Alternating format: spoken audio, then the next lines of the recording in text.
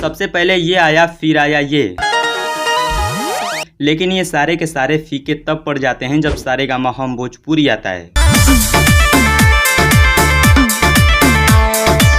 देखिए, आप भोजपुरी इंडस्ट्री में चारों तरफ घूम के आइएगा, लेकिन आपको वीडियो क्वालिटी के मामले में ऐसा म्यूजिक कंपनी कहीं देखने को नहीं मिलेगा। हाँ, टी सीरीज भोजपुरी है और उसका वीडियो क्वालिटी भी बेहतर देखने को मिलता है, लेकिन वो गानों का चुनाव सही ढंग से नहीं कर पाता है। आज ये गाना सुबह 7 बजे आया है। इसके राइटर हैं अखिलेश कश्यप। काफी समय बाद ऐसा देखने को मिला है कि अखिलेश कश्यप अपनी म्यूजिक कंपनी अन्नपूर्णा फिल्म को छोड़ के किसी अदर म्यूजिक कंपनी के साथ काम किए हैं।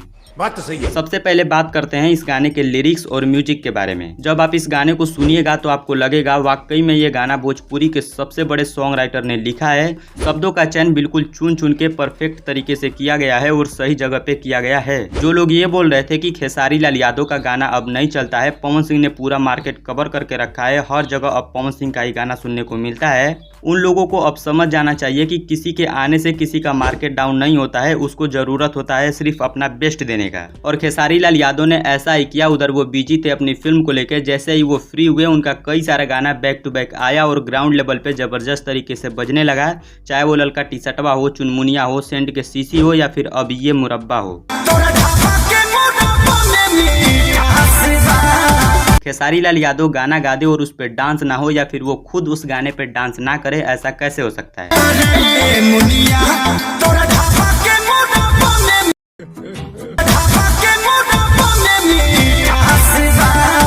एक और काम खेसारी लाल यादव ने इस गाने में नया किया है, वो है इस गाने में एक्ट्रेस हैं दिव्या रहलान, जो कि पहली बार भोजपुरी इंडस्ट्री में किसी बड़े सुपरस्टार के साथ काम कर रही हैं और इनका परफॉर्मेंस भी लाजवाब रहा। ऐसे ही एक्ट्रेस को भोजपुरी इंडस्ट्री में मौका देना चाहिए जिनमें टैलेंट कूट कूट के भरा हो, ना कि सौम्या पोखरेल जैसी लड़की को जो बिना टैलेंट रो के गिड़गिड़ा के पहले खेसारी लाल यादव के साथ काम करती है और जब और आगे मौका नहीं मिलता है तो उनको और उनकी टीम को गलत बोलती है और आगे काम करने को सोचती है पवन सिंह के साथ। आपको क्या लगता है, सौम्या पोखरेल जैसी लड़की को भोजपुरी इंडस्ट्री में मौका मिलना चाहिए या फिर दिव्या रहलान जैसी एक्ट्रेस को भोजपुरी इंडस्ट्री में मौका मिलना चाहिए? कमेंट करके बताइएगा। और अगर इस गाने के बारे में ओवरऑल बात करें तो गाना बिल्कुल परफेक्ट है, सब कुछ क्लियरिटी के साथ दिखाया गया है और इसमें एक भी अश्लील वर्ड का यूज नहीं किया गया है और एक भी ऐसा वर्ड भी नहीं है जिसे आप अपनी फैमिली के साथ बैठ के इस गाने को सुन नहीं सकते हैं। यही कारण है कि ये गाना 3 घंटे के अंदर ट्रेंड करने लगा था और मात्र 3 घंटे में इस गाने पे 1 मिलियन व्यूज क्रॉस हो चुका था। गाना बहुत अच्छा है, जाइए एक बार आप भी इस गाने को सारेगामा हम भोजपुरी पे सुनिए। बाकी मैं मिलता हूँ आपसे अगले वीडियो में। वीडियो देखने के लिए आप सभी का बहुत बहुत धन्यवाद।